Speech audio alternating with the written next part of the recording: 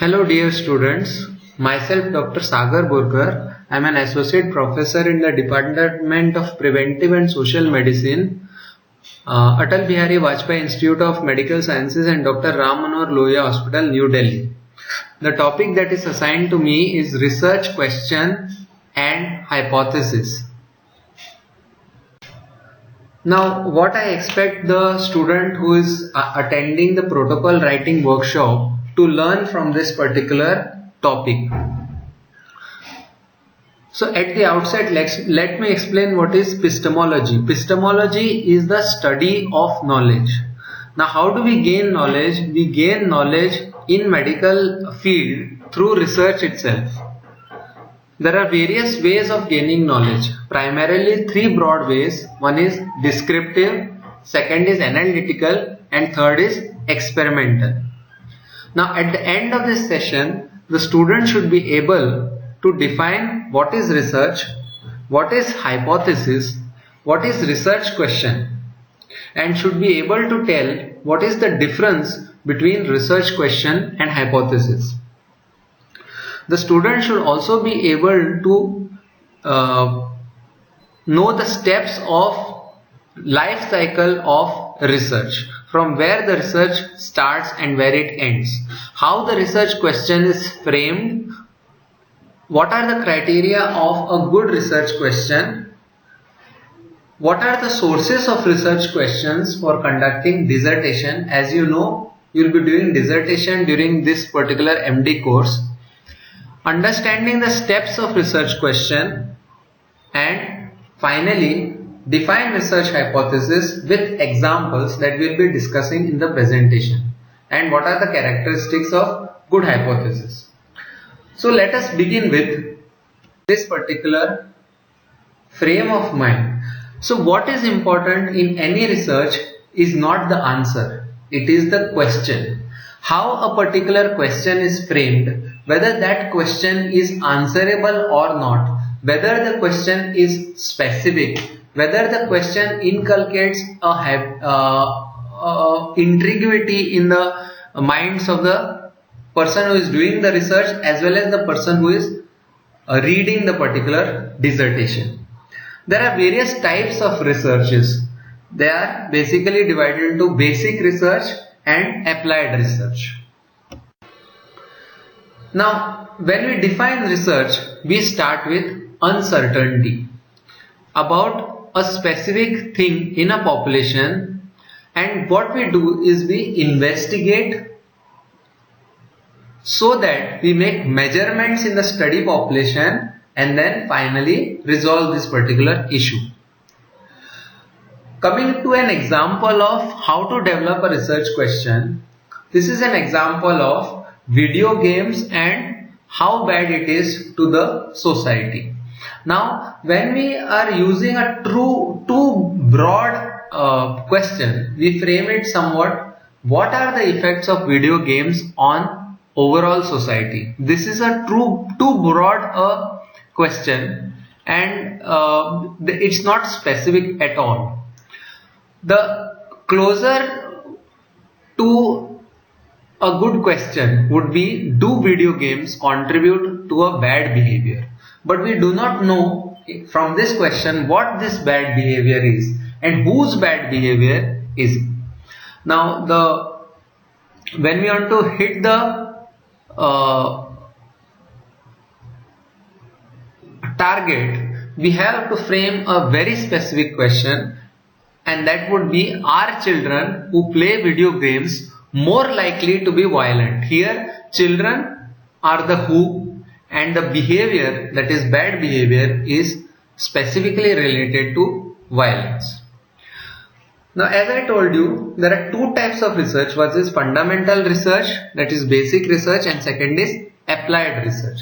Research could also be qualitative research, quantitative research, or a mixed research, which is a combination of a qualitative as well as a quantitative research. Now, coming to the next slide, what is the life cycle of research? When we do research, we have to do research on a common topic, and we have to identify the needs of a particular population. What are the data needs? Next step is to spell the questions and hypothesis. What is an actual research question and what is the hypothesis? The next step is to formulate the aims and objectives of the study. The objective is a planned endpoint of any particular activity. Okay. And finally, once you frame the aims and objectives, you have to plan the analysis. There are specific steps in planning of the analysis. After that, you have to collect data, prepare for data collection, then collect data. Once you collect data, you have to edit that particular data and refine it so that there is no data duplication and other things. Analyze that particular data. Based on that data only, you have to draw conclusions, formulate recommendation, and the last and the most important step is implement it by informing the stakeholders. Now many times it so happens that we lose focus of what is a research question and the hypothesis. Now if you are losing focus on this particular research question, then it is better that you put a header on your dissertation that this is the research question, so that you don't lose focus. Now any research question starts with uncertainty and it focuses on one specific issue. It is written in an everyday language and should link the question to the potential action that would be taken once the question is answered, and its research question is stated as a question. It is what the investigator actually wants to know. Coming to sources of research question. Now research question can be obtained from various different sources. The first one is through a mentor. Okay. This is the left slide is through the mentor. And it could be through discussion from the colleagues, or it could be through a review of literature, or it could be through clinical case presentations, or it could be through online workshops and online presentations like the one which we are conducting currently, or it could be just a novel idea which comes to the mind. Now what are the qualities of a good research question? Now if you remember this mnemonic FINER, a research question should be feasible, it should be interesting, it should be novel, it should be ethical, and it should be relevant. Now out of this, the first thing that you have to understand that you should have feasibility of a particular availability of a particular resource, that is material, manpower, money and time in that particular study setting for doing the particular research. So you should have adequate number of subjects, adequate technical expertise, time, and it should be manageable in scope. Second important thing is it should be interesting. It should be intriguing for the person who is doing the particular topic as well as who is reading it. For that, I would suggest that the person who is doing the dissertation should choose the particular topic instead of being given that particular topic. Now when we talk about novel idea, we are not talking about any path-breaking research. We are just talking about whatever relevant research which is there is just discovered again. So selection of a research topic in dissertation should be extending to previous finding instead of being a path-breaking research. It should be ethical. Now there are so many research questions which are not feasible as they are not ethical. For example, when we are talking about effects of passive smoking on fetus is an interesting area of research, but it's not ethical and it's not amenable to testing. So it should not have any harm. Do no harm is the most important thing in research and should be involved and amenable to study. That is, it should have an approval from the institutional research board or institutional ethical board. it should be relevant. When we are talking about research, we should have a topic that is biologically plausible and to clinical and health policy for framing the policy in the future. Now, what are the steps in conceiving a research question? First thing is review of literature.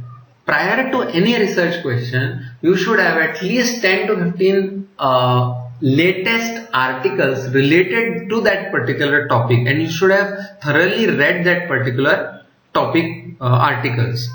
Then you should raise a particular question, either with discussion with colleagues or through clinical experience or mentoring or through a novel idea which comes to your mind.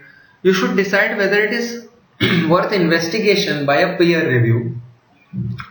The most important thing in research is these 5 basic things. When we are talking about A, B, C, D, E of research, we talk about A, that is exposure, B, that is outcome, C, that is risk, D, that is confounding, and E, that is the bias. Okay, so we should know all these particular things when we are talking about this research question. The research question, prior to this, there should be a clarity what type of study design it is, whether it is a descriptive study design, whether it is a case control study design, cohort study design, a randomized control trial, okay, whether it is a qualitative research, whether it's going to be a focus group discussion or an in-depth interview, whether a particular sample size will be taken and what will be that sample size. The research question depends on all these particular factors. And you have to sharpen the initial research question so that there is no ambiguity and refining it with specific details. We talk about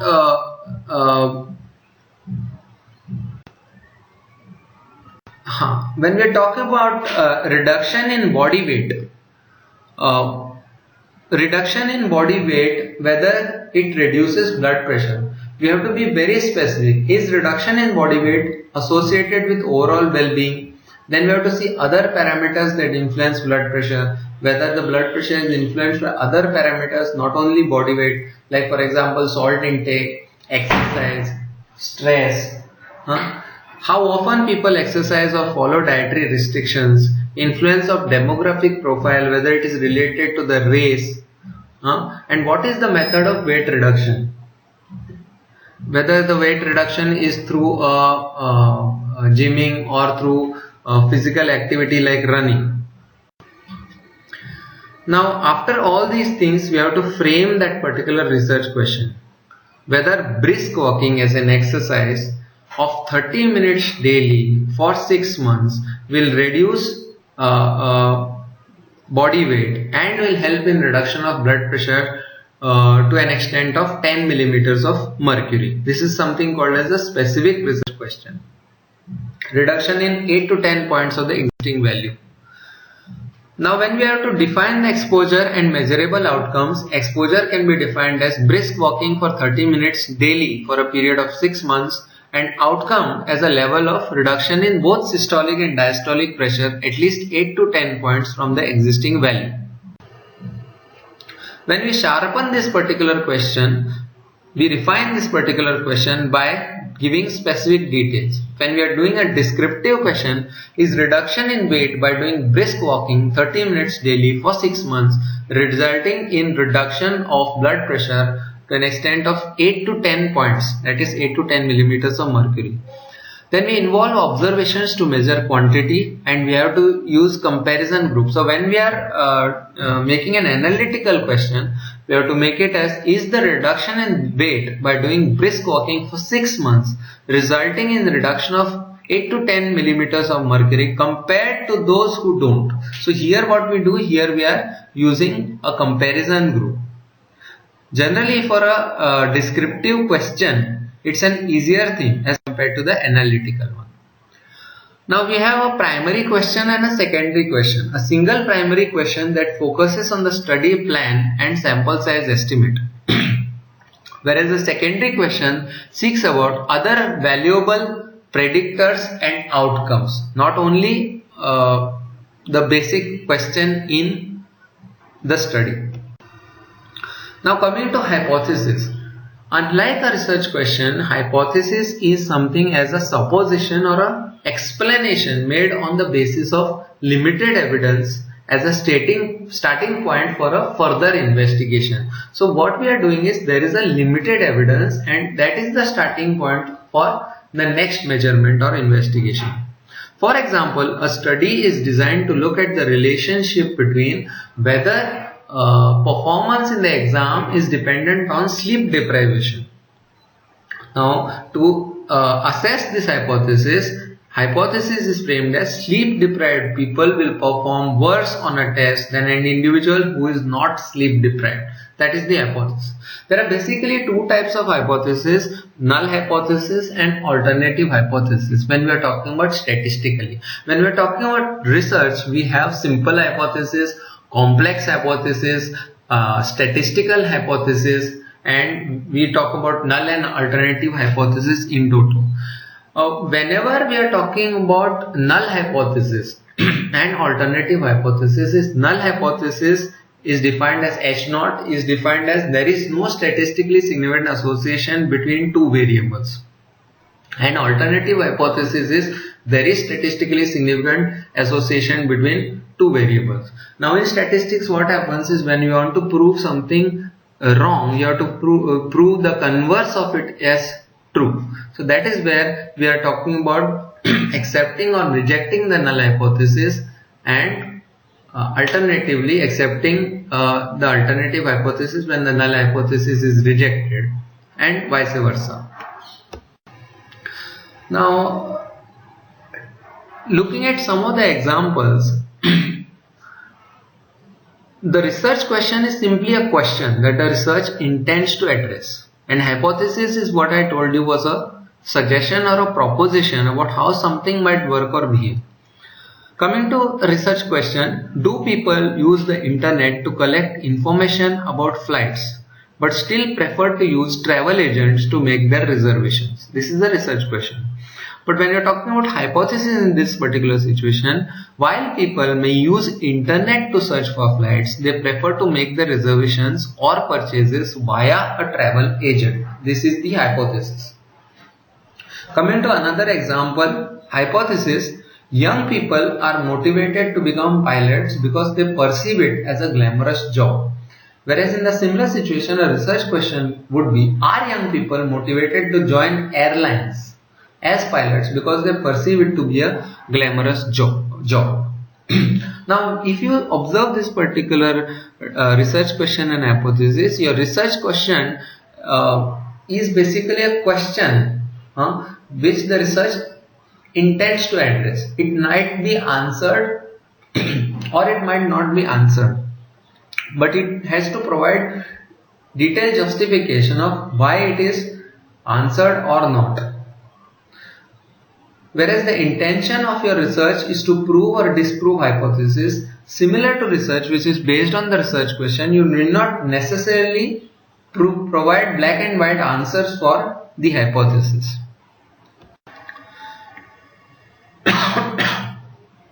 Sorry. Now, when we are talking about the relationship between two or more variables, here is an example. Among hypertensives from a study area, a reduction in weight by doing brisk walking daily for 6 months causes a reduction in blood pressure by 10 points as compared to those who don't. Here we are comparing between the two. So here this is an analytical type of research where we are comparing between the two groups. Now this is a problem here, and when we are talking about H0 and H1, I had previously explained to you, it is presumed at the outset that there is no difference between the groups. That is the null hypothesis. And formal basis for testing significance, if the test of significance rejects the null hypothesis, then we have to accept the alternative hypothesis. That is what I was trying to explain in the previous levels. So what we have to do is, in a descriptive question there is no requirement of a hypothesis. But for an analytical question with comparison group, a stated hypothesis is needed. If a research question is wrong, there is no way anybody can help you. No good research, no good hard work will save you. But if your research question is right, then you have an opportunity to do a good job. Now coming to the concluding slide, here we have to conclude that the research question should have finer as a criteria, and the research project can fail if the objectives and hypothesis is poorly focused and underdeveloped. Hence, I would like to tell you that you should have a good research question, and you have to invest a lot of time in finding how the research question is supposed to be framed. And for that you should be well read, you should discuss with your colleagues as well as your mentors, but to an extent of few days or few weeks that you need to invest time on it. When you are to start a particular activity, you have to start it with full spirit. Otherwise, it is better not to start it. It's better to take another topic and to give full 100% in that particular topic. Hence, I would conclude, stay healthy, stay